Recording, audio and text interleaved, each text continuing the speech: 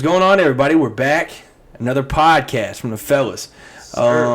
Before we get into the playoffs, which is obviously a topic of discussion, off-season college football, obviously there were some spring games we'll get into later, but the story that I want to talk about from this past week was John Rhys Plumlee. So obviously the Ole Miss transfer, he was battling for the QB spot with Matt Corral last year, and then transferred this past season to play at UCF. But I'm sure everybody else saw it. He plays baseball too. So this is just like a quick way to run it down. UCF center fielder John Rhys Plumlee started today's baseball game at 5 p.m. versus Memphis. He went 2 for 3 with a triple and 2 RBIs, then left in the 7th inning to go play starting quarterback in UCF's spring football game at 7:30. That is a day.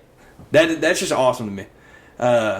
I mean, you hear that like high school, obviously, like the dudes that go from sport to sport. College, though, and D1 like that, that's crazy. So shout out to John Rhys Plumlee because that's just sick.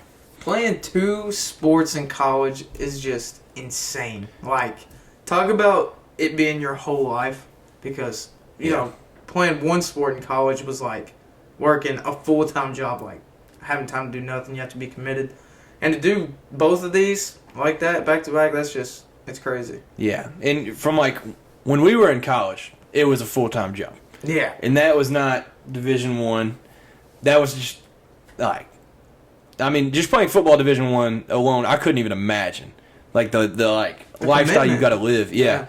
And then you throw baseball on top of that. So, yeah, it's impressive. And to perform. Like, and to be good. Batting 2 for 3, then goes out, balls in the, spring game or whatever, but yeah, it's crazy. Yeah, I don't remember what game it was last year for UCF, but he went crazy. He had like 6 or 7 touchdowns total that he had. Wow. And he's doing that just on top of baseball. That's just insane. But, so into the NBA playoffs, Sixers versus Nets. We're going to go chronological order by how they happened. But now we're getting into like game 2, game 3 for some of them. But Sixers versus Nets. The Sixers, I think, in that first game, they broke the franchise record for most threes in a game. So they were. I mean, Mikal Bridges, he played awesome, but it's just not enough. Yeah. Nets just aren't good enough. Celtics Hawks. That went just about how you would expect. That was. I think the Celtics were up like 30-something at some point, and then it was a lot. Yeah, then they ended up Hawks cut it down a little bit, but Celtics won by like 13. That game's actually on right now as we speak. Game 2. I think that's just another game where the Celtics are just a better team. Like, yeah. So do you think that'll even go to 5? You think it's just a 4? It's very possible to go on 4, but I mean it could. The Hawks might get still a game. Yeah, game or 2 maybe. But maybe they'll get that Trae Young from whenever they played in New York a couple years ago. Maybe. Remember he just went off. Hey. They need that. They need something because the Celtics are really good. Yeah, Celtics are nice. Knicks Cavs. So the first game we watched it like Donovan Mitchell was the story of the game. Like that dude was just cooking, and I think he just took all the Josh Hart comments personal. Mm-hmm. He just saw like all the stuff on Instagram and stuff. He was like, all right, hold on. Yeah. And I actually like Donovan Mitchell. He's a former Louisville player, but I enjoy watching. He gets annoying sometimes because he'll have like possessions where it feels like he holds it for 99% of the possession, kicks it to somebody else for a horrible shot just so he don't have to take it. Yeah. Outside of that though, he's fun to watch. He's just a fun player to watch. But yeah, he had 38, 8, and 5 in that one, and I mean he was just pulling up. Yeah, on anybody. So, yeah, he just balled out in that one. And then we got to talk about this because this series is fun. Warriors versus Kings. Obviously, the Kings make the playoffs for the first time since, what was it, 2006 that they made it last, I think? It's been a while. Yeah. It was like the longest drought left, or second longest drought, I think. I think the Jets might have them beat because the Jets just suck. But, yeah, game 1. That was their first playoff win since 2006. And, we rewatched the highlights because watching it once wasn't good enough. De'Aaron Fox went off. Yeah. He had 38. It was the tied for second most in playoff history for a player's debut. So, that was awesome. De'Aaron Fox and Malik Monk. It was the 2 players that took over basically. Yeah. 2 former UK players. Yeah, That makes you feel good. Fun coolest to watch. part for me. Yeah, they combined for 70. So wow, it was just insane. They're just fun to watch. Like you said though, poor Steph. You shouldn't feel bad. I really do. I feel bad for Steph because I like Steph. He's a inspiration for the game of basketball today. Yeah. Honestly. And he's just a great dude. Yeah, he is just a good dude. And last night in the game, so the Warriors are up 2-0. Or no, the Kings are up 2-0, but it's the Warriors' first time since 2007 where they've trailed a series 2-0. So it's just like insane. But last night, Klay Thompson, it felt like PTSD. Like that dude wasn't missing a shot late, and they were just drawing up like plays for him. Yeah. But yeah, outside of him, yeah, like poor Steph is a perfect way to say his teammates sucked the past couple games because Andrew Wiggins, the first game had like the same type of shot, but last night he had a shot, I think to bring it within like 3, and he hit the side of the backboard, and it was just it's just terrible. That's so ugly. Yeah, that's worse than an air ball. I think I'd rather air ball than hit the side of the backboard. Yeah, even Steph had a couple air balls too. Like it was just a tough watch if you were a Warriors fan. But and honestly, we talked about it. I think the Warriors can still get it done. Like they've been there before. Yeah. They know what they got that experience. Yeah. Over the Kings. Yeah, no doubt. Like you said, they still have their home games and stuff. So we'll see. Yeah, we'll see how that goes. But if y'all didn't watch the game, Draymond Green stepped on Sabonis' chest, and he had to get X-rays for like broken ribs and something else this morning, and I think they came back negative. But yeah, it was wild. So I thought Sabonis died, like legit. He was on the floor for so long. Yeah, but. In a way, you could say it was Sabonis' fault because he did grab his leg. I watched it like over and over and over, and I'm taking Draymond's side on this one. Like, it was clear that how do you say his name? Sabonis. Like,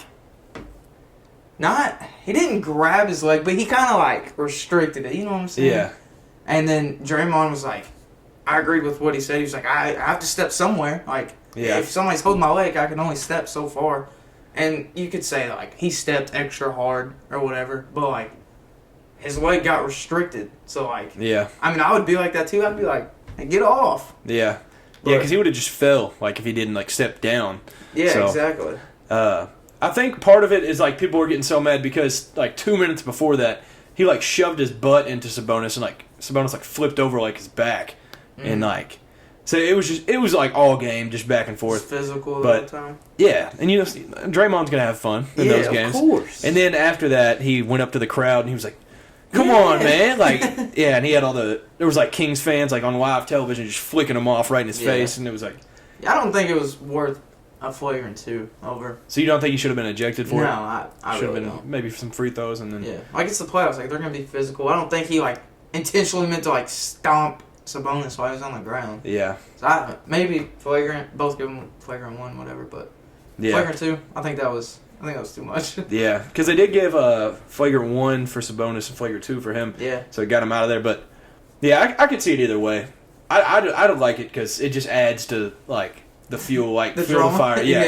So next game. Yeah, next game it's gonna be hot. Warriors fans gonna be screaming at Sabonis. Yeah. It's just gonna be awesome. Oh yeah, because they have to go. Now they gotta go. Yeah. So yeah, light the beam though. I'm all for the Kings. I'm hyped. They're fun to watch. They just go out, score 120, 130 every game. So I just can't believe they're up 2-0 in their first playoff berth since Jesus was a small child. Yeah. Yeah, it does feel weird. Like we've really just never seen it because we were 4 the last time they were there. So like they've just always been bad. Yeah. And they've even had like good players and they like barely miss the playoffs, and then they're like really bad the next year, and then it's like just a constant cycle. Yeah. But I bet all like 300 Kings fans are hyped for that because honestly, they do have like the best home court advantage though in like the NBA because they're just stupid loud and it's packed. I would agree with that. Definitely, probably the most hype arena. Yeah. In the NBA. Like toughest place to play, I guess you could say. Yeah, NBA. Probably. They're like Neyland Stadium for the Hey. NBA, basically. That's what it is. But yeah, next, Lakers versus Grizzlies. That game one was awesome. But sadly, John Morant did get hurt. Yeah. He fell. Weird I think it was his wrist. Yeah. He had to try to catch himself. Yeah, that was scary. And then he like ran off the court. Like he knew instantly. Straight to the locker room. Yeah, so that was scary. But yeah, in a lot of like LeBron fans I was seeing on like Twitter, they were like, "Hey, LeBron's just filling it out. Like he does this every year." Because it wasn't that he was non-existent. LeBron just didn't play his best game.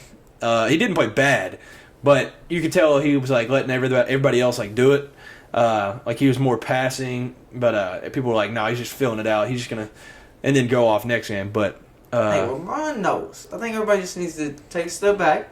LeBron knows. Because like LeBron, who he is, I feel like people expect him to drop like 50. Yeah. Like at least a double or something. Just because he's LeBron and it's the playoffs, like, but he's fine. Everybody just needs to pump the brakes. Yeah, I mean he's like a grandpa now too, so he can't. He's getting up there. He can't just go out and drop 60 every game. I mean, but yeah, that game, Jaren Jackson Jr. had the game of his life, but the Lakers still won. That game won. He balled out, and then Rui Hachimura and Austin Reeves just went stupid too, both of them. So. What's what's Austin's nickname? Hillbilly Kobe. That's what they call him. Yeah. No way. So, yeah, and they did say in the postgame, like, they were interviewing him, and he was like, he probably had a ton of family there because he grew up 2 hours from there. So he was from Arkansas, and then they were playing in Memphis, so he was like, there's probably tons of family here, friends and stuff, so. That's awesome. I think that's just dope. Yeah. Then you got Bucks Heat. This was a interesting one because Giannis got hurt. And it wasn't necessarily early, but you could tell it was like he tried to play it off and then he just couldn't. Yeah. So, but yeah, the Heat took game one somehow. But do you think the Bucks can still get it done if they don't get Giannis? I think he'll be back like game 2 or 3, but say he was out. Yeah. Say he's out this series. Do you think the Bucks still get it done? I don't know. He's a big part of their team. With the Heat losing Tyler Hero as well, I don't know. He need to take advantage while Giannis is not there. Yeah. That's all I gotta say. Yeah, stealing one in Milwaukee is a good start. That's huge. Of that. It's huge. But yeah, like you said, Tyler Hero's out 4 to 6 weeks, and he would only be back if they made the finals.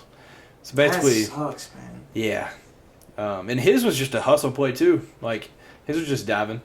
But yeah, I think the Bucks maybe could get it done without. They're very deep. They have like, I just feel like they're just solid overall, and they've like built like a chemistry because it's like the same team in the past few years, and then, I mean, and they've been there before. They got the experience. Yep. So yeah, I mean, I think they can get through this one, but I don't know if they can get through. Who would they play next? Bucks would play. No, Sixers play. They would play the Knicks or the Cavs next. So I don't know if they can get through that series without Giannis, but I think they could maybe do this one because Jimmy did have to go crazy in this game for them to. He activated playoff Jimmy basically. But yeah, speaking of Jimmy, it was cool because he went to college there, and then obviously he's playing Jay Crowder, his teammate, but he was like. His former teammate with the Heat, but he was also teammates with him in college. So they went to Marquette, which is in Milwaukee. So there's just some connections. And then Tyler Hero, that's his hometown. So he's from, I don't even remember the name of the city, but he went to Whitnall High School in Milwaukee. So there was like a whole bunch of storylines for the game. But yeah, I think it's a very interesting series that people need to keep their eye on because the Heat could manage to get that done. It could become a very interesting series. Yeah. And then, lastly, this one should be fun. This series should be awesome. This one's at 10 o'clock tonight.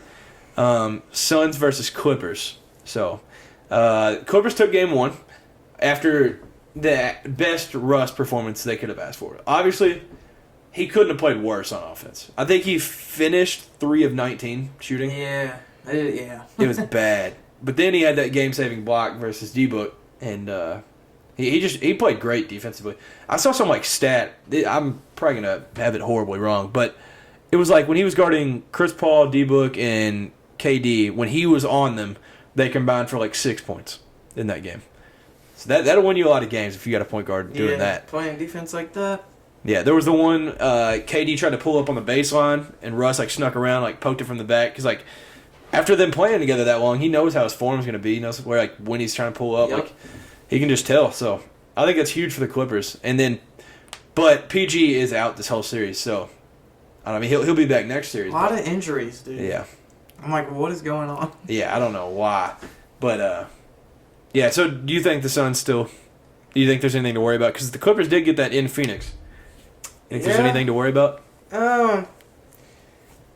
They got to figure out how to, I guess, score on Russ now. Yeah. If they're playing defense like that. But yeah, this is an interesting series. I think this one, the Suns and Clippers, and then Warriors and Kings, I think is people's favorite. Yeah, they're just fun to watch. Most exciting, yeah. Yeah, those are both interesting because, I mean, obviously the popular pick is Suns to win this one and Warriors to win the other one, but it could go either way at this point. But yeah, for both of them, you've got to win games on the road. Kings got to win games on the road. Suns definitely got to get games on the road with losing the one at home. So, but having Kevin Durant's a good start. Like if you have Kevin Durant, you'll be all right in a lot of situations.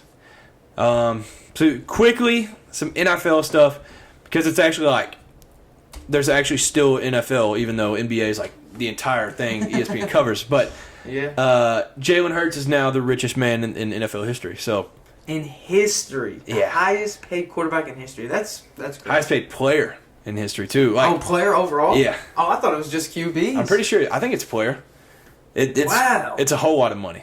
Yeah. Basically. Either way, dude's making bank. Yeah. So he signed a 5-year. $255 million extension. So what do we say? It was $5.8 thousand a minute. Yeah, like $5,800. Was it an hour? No, I think it was a minute. It was like $97 a second. Dude, that is crazy. Yeah, that's insane. That dude's balling. But me and you, I know we both root for Jalen Hurts after all that he like went through in college, like with him being like sat, and then he like came back, saved him. What was it, the SEC championship? Or it might have been just a playoff where he came back in when Tua got hurt. Yeah. And then, obviously, he got benched, and then the whole Tua touchdown to Devontae Smith happened. So, like, through all the adversity, and then he has a year at Oklahoma that would have won Heisman any other year if there wasn't Joe Burrow that same season. Mm-hmm. So, like, he's just had all this stuff pile up, just unfortunate stuff his whole career. Well deserved. And now, yeah, it's very well deserved. And he works in silence. Like, he's not, like, he don't ever post telling the media, like, yeah, it's trash awesome. talking other people, and like he does his thing. Yeah, he don't post it nowhere. Yeah, I do like it a lot. And I mean, I don't know where all his money goes, but I know he's like gave it back to his mom and his family a lot. So it's cool to like just see athletes that just always do that too. Yeah, that says a lot. Yeah. And then quickly, Peyton Manning said about Will Levis. He said, "I think this guy has been genetically engineered to be an NFL quarterback." Coming from the man himself, the sheriff. The sheriff, Peyton Manning. That's crazy. That is crazy. If I was Will Levis, I'd be smiling ear to ear. Yeah, I wouldn't have stopped smiling yet. I'd still be, because if you get praise from that, like Peyton Manning is one of the greatest quarterbacks of all time. Yeah. And he says that, man, that's awesome. And it's from a Vol too, so like he could even like have a little like. I mean, obviously, he never lost to Kentucky. Peyton Manning did. Yeah. But, yeah, it's just cool of Peyton Manning to say that. Like, any quarterback of that caliber, like, saying that about you is awesome. And then multiple NFL scouts believe that Hendon Hooker won't make it past the 29th pick. So, yes. What do you think of that? Yeah, that's awesome. I would love to see Hendon Hooker go first round. I think it's very doable. I mean, overcoming an injury. But I still think he's a great pickup for any team, really. I think he is too. He's a very just good football player. There's not much he's like where you're like, maybe that's a issue. He's just good all around. Like, yeah. And I hope he goes first round just because of the injury thing. It kind of knocked him out of the Heisman race. Like, there's just been some stuff happen. I just want this to work out for him. Yeah, and I mean we talked about a ton. Like for me, even as a Kentucky fan, I love Hendon Hooker. Hey, we also met him, so that's also another piece of something. But yeah, from my point of view, I just think he's the third or fourth best quarterback in this. Like I think we've talked about it numerous times. Like Bryce Young, C.J. Stroud, Will Levis, like those are obviously like the top three that everybody talks about. And then they say Anthony Richardson, Clayton Tune, or something. But I think it's Hendon Hooker. I think Hendon Hooker is way, way better than Anthony Richardson by a light. Like it's not even close. But I could see him even getting drafted like around or maybe even before Will Levis if he drops too. So like, I just think it's gonna be interesting to watch the draft that day and like, because it's only like, I think it's 11 days. I think it's the 29th. But yeah, I'm excited to see where Hendon Hooker goes because we talked about it. The Seahawks were one of the options, or like one of like the big names that we're thinking about it. I don't know how I feel about that for Hendon because obviously he'd be learning, but Geno Smith ain't even that old, so like there'd be a lot of like sitting behind. Buccaneers was one of them. Raiders was one of them. I think Buccaneers would be cool because he'd just be battling with Kyle Trask. Yeah. So that'd be awesome. Where's Hendon Hooker from? Is he from North? He's from like North Carolina. I don't remember. What he was at Virginia Tech.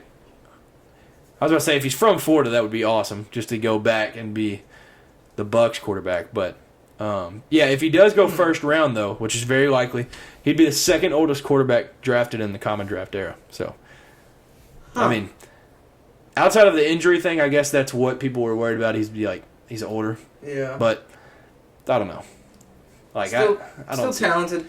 Yeah, if you can play football, I don't see like okay, he's 2 years older than like this guy. But he's better than that guy, so I don't understand like what the deal is. But 2 years older, I really don't think that's a big deal. Yeah, and I mean Will Levis ain't the youngest guy either because he's been in college 5 years, I think. Because he graduated from Penn State before he even came to Kentucky, so 5 or 6 years. Yeah, I don't think it's anything to trip about. Like, this should be an interesting NFL draft. A lot of good players coming up into the league. Oh, yeah. What do you think about the NFL teams that were like, we don't really want to pick Stetson. He might go undrafted. Like, what do you think about that? Because of the drunk thing. Because he got caught. I forgot about that. Remember he got drunk and then he like went and knocked on people's doors? Yeah. Dude. Dude. I don't know. He's a grown man, too. That's a college kid thing to do. Yeah. Talk about old. Isn't he like 30? He's 26, I think. Yeah.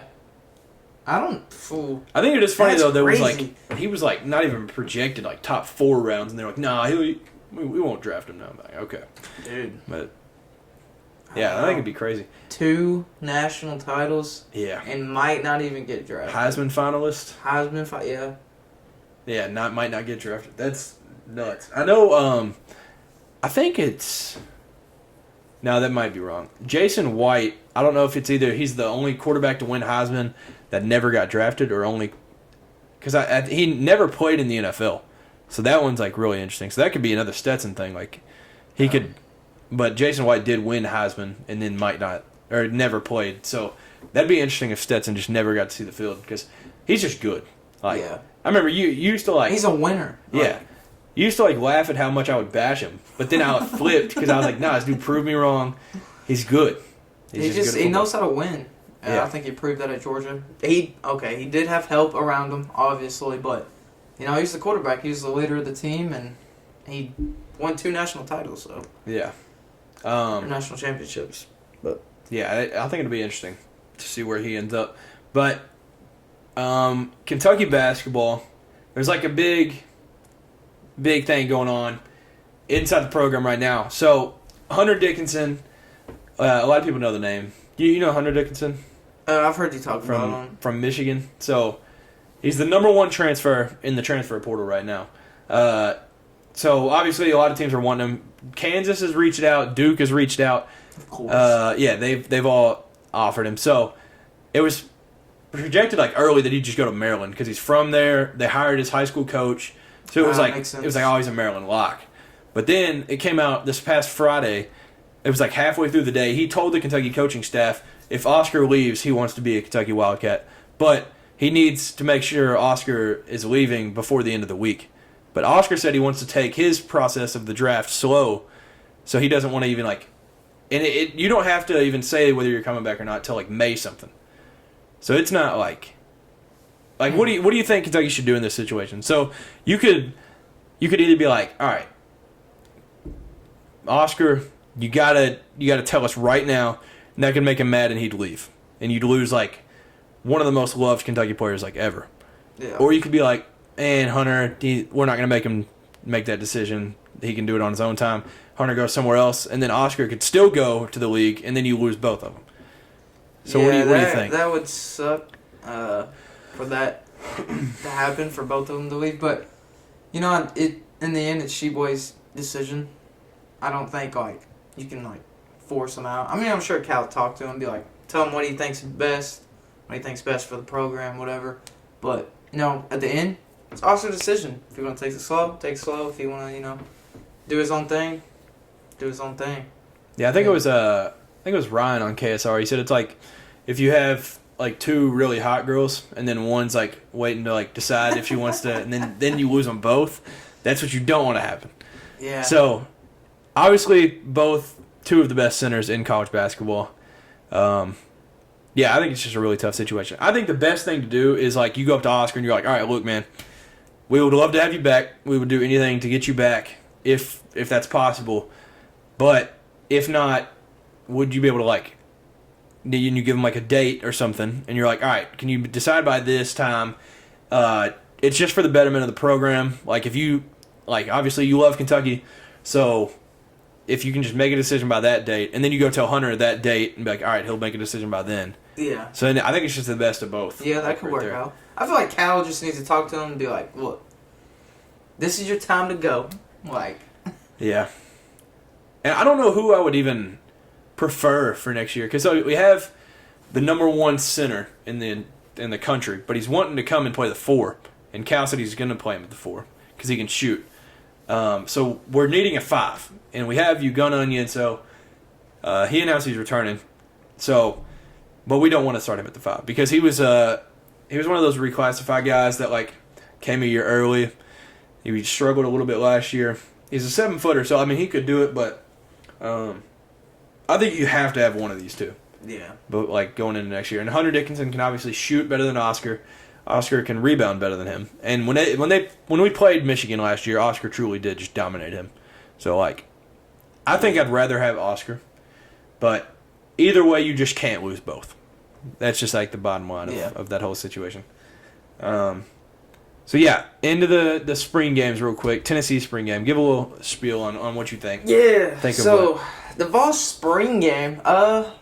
What I took from it is, honestly, I think we might have another QB battle this year. Kind of like Joe Milton and Hendon Hooker.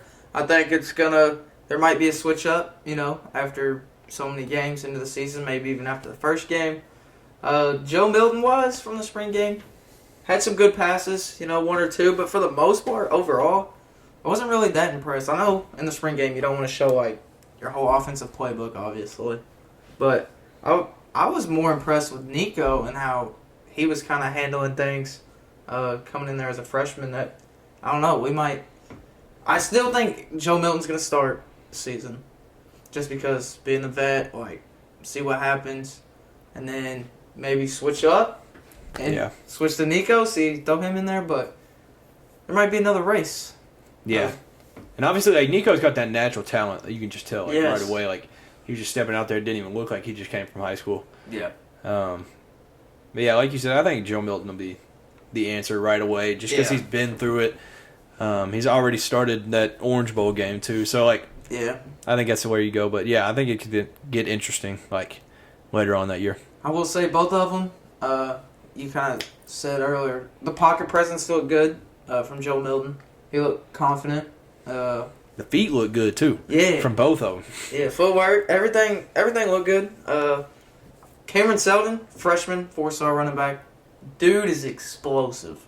I'm really excited for him to get in there and see what he can do. But yeah, high hopes for him. He looks good. Yeah. Yeah, and for those of y'all might have seen it on like Instagram or something, but Nico had a dime.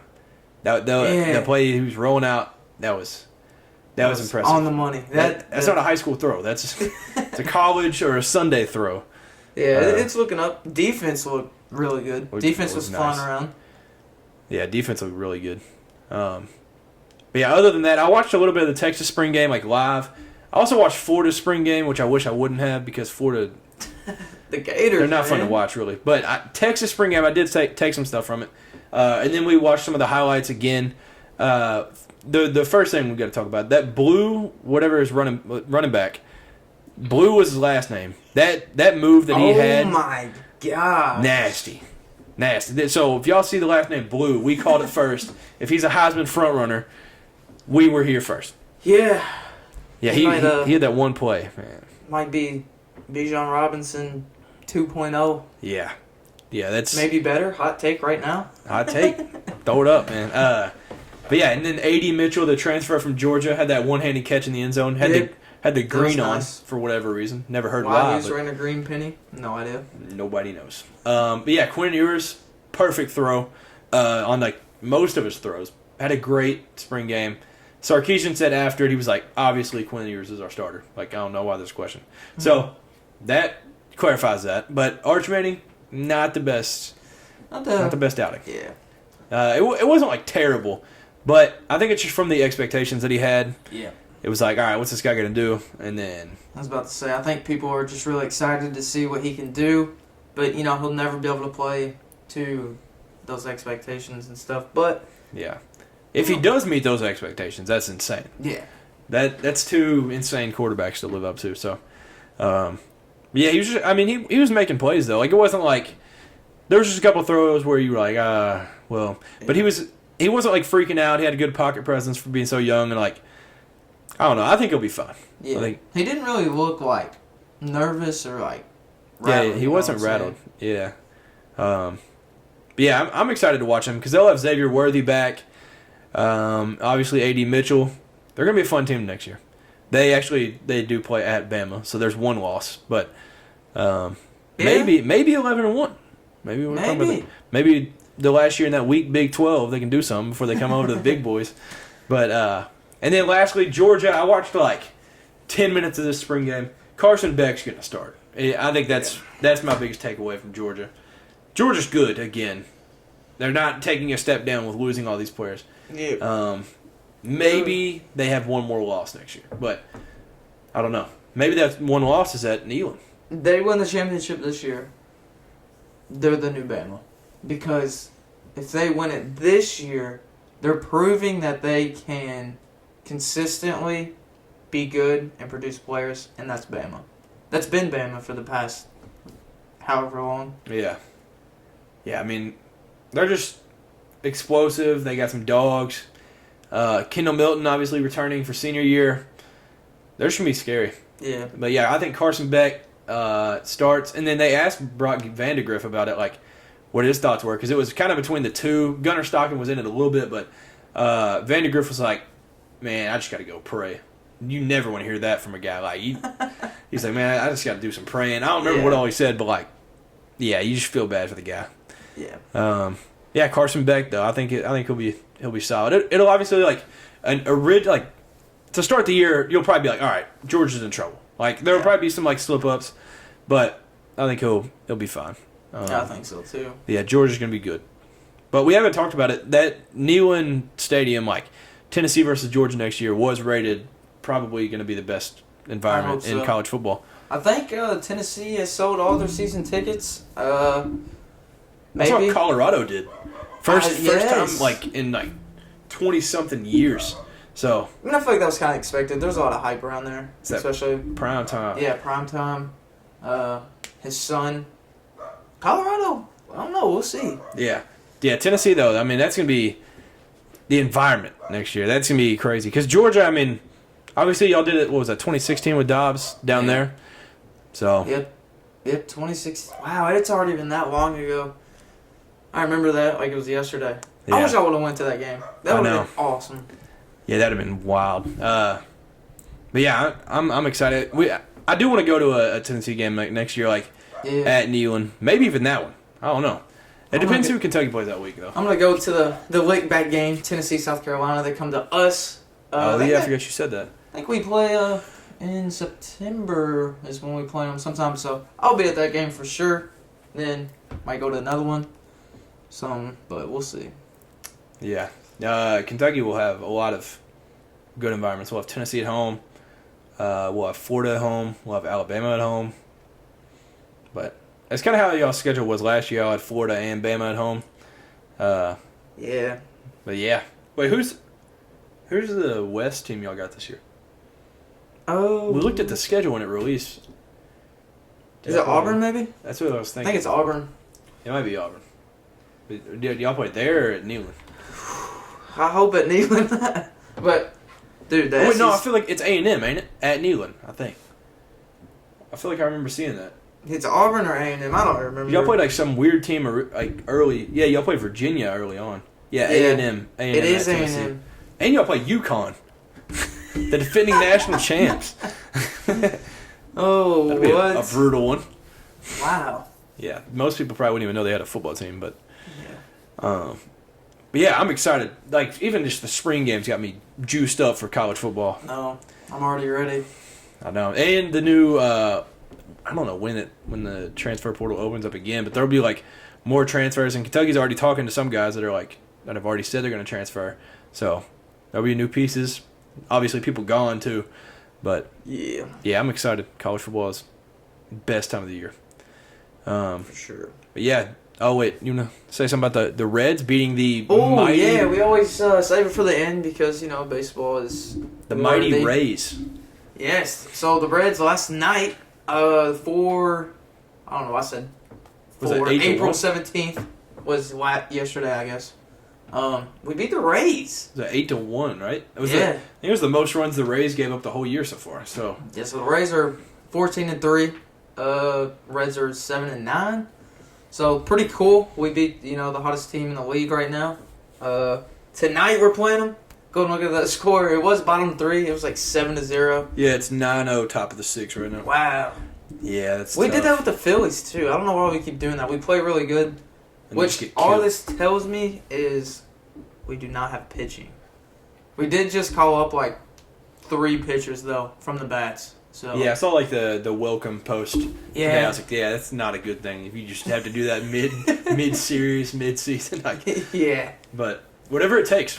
Why not? Well, Hunter Green just got hurt. Some with his leg. He's like, I don't know what they said, but he's hurt. Don't know how long he'll be out. I don't think it's anything like too serious. Rub some dirt on it. Yeah, basically. Get some infield dirt. Throw it on there.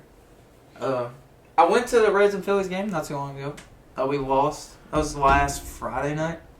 Oh, yeah, I forget. And then the next day was the Jackie Robinson day. Yeah. So that was sick. And that's when we won big. That's when we beat the Phillies by like... That was like 13-0, wasn't it? Yeah, something like that. Yeah, I went to the game before we won really big against the Phillies.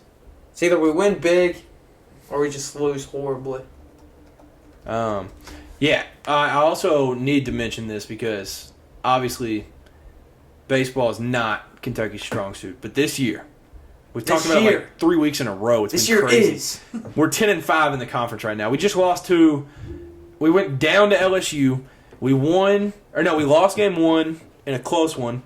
Won game 2 by like 3, and then game 4. I need your thoughts on this. So, not game 4, game 3. So last game of the series for the series, it was 6-6. I think. Bottom of the 9th. Then a runner on like 1st and 3rd, I think is what it was. So Who, LSU did? Yeah. And so they had like I think it was their best batter came up, so we intentionally walked him. Okay. And so then now bases loaded. Bases loaded. Yep. 6-6. Yep. Then any base, force out. Yep. Our pitcher throws a wild pitch, hits the batter, so they score. We had 2 outs going into that, so it was kind of like you don't want the best hitter at the plate, so you walk him. So, do you think that's the right thing to do in that? Because he hits the batter, they score, that wins the game. Like they win 7-6. Yeah, you just can't have your pitcher hitting a batter with bases loaded. I think it was smart to intentionally walk because now it's any base, you get a ground ball. Yeah. Easiest base, force out. It's just a pitcher. That's it. I mean, if it was a wild pitch, I mean, that's just wild. You didn't know that was going to happen. I think that was still the right call, though. Yeah, I think it's smart. Especially with, I don't know what that, who was the best hitter? I don't even know. I just know LSU is no joke. Yeah. This year. Obviously number 1 team in the country. Yeah. So, yeah, they're legit. Yeah, best hitter. He's probably batting like 400, almost probably. High 300s, I'd say. But, yeah, definitely intentional walk. Yeah, I think it was smart, but then you just can't hit the guy. But, yeah, we got Xavier coming up, which is random. And then we play A&M, and then we've got a lot of ranked opponents. Vandy, Louisville, South Carolina, for no reason they're insane. Yeah. Tennessee will be playing here in a couple weeks too. But yeah, and then the Vols are, what are y'all in conference right now? I feel like it was 6th, maybe. Shoot, I don't even know. I don't know why the website didn't pull 5 up. or 6, something like that, out of the whole SEC. Yeah, I don't know, but I mean, y'all played a brutal early schedule. We talked about that like last week, where people were like, "Oh, is it time to worry about Tennessee?" But it was like, come on. I don't think we need to worry. I think it's just been, tough opponents. Been a little quiet. I wouldn't worry too much. Y'all are. I think we might be 7. Now that I think about it, it's right around there. Okay, this is okay. All right, y'all are 5-10 in conference right now. But 23-13 overall. I don't know what y'all would be ranked in. Yeah, in the SEC rankings, that's what I was saying. I was thinking it's right there. It's like 7, maybe. Oh, y'all played Tennessee Tech. Oh, yeah, y'all played that series with Arkansas last. I was trying to think who y'all played last. Yeah, that was brutal. Oh, yeah, we got swept. Yeah. But Arkansas is very good. They're 5th, I think. Yeah. But yeah, y'all got Vandy soon. That's your next series. So that'll start. That'll be huge. That'll start, we need to start Friday. Games now. Really? Yeah. But, hey, it ain't about how you start. About how you finish. So, yeah, I think both our teams will be solid. Yeah. But I'm excited. Kentucky baseball on the rise. But yeah, you got any last things to say? Nope. Yeah, I reckon that's about it for me. Next week we'll have to do our quiz. Oh yeah, we do have to do a quiz soon. Yeah. We've each done one each. So, yeah, I'll be next. Yeah, thank you all for tuning in to another podcast from the guys. So, comment below who y'all like in that Bucks Heat series with both teams having a starter out. Yeah. That's the question. That's why I think the biggest question of the playoffs is right now. But, yeah, thank you all. Y'all have a great rest of the week. Enjoy the playoff basketball. It's like 2-3 games every day. Mm-hmm. So, you can't be bored. Yeah, thank you all. Enjoy the rest of the week, and peace. See ya.